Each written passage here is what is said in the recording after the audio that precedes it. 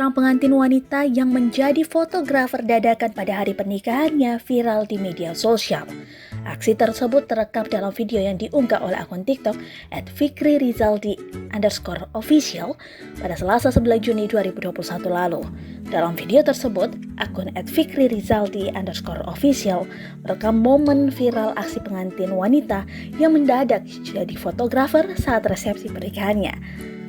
Sontak, aksi mempelai wanita yang mendadak mengambil alih tugas fotografer pun viral di media sosial.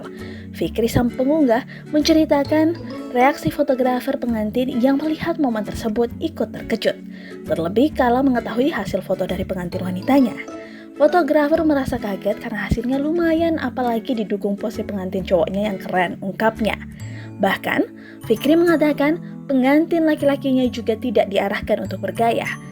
Aksi pengantin wanita mendadak jadi fotografer ini viral di media sosial.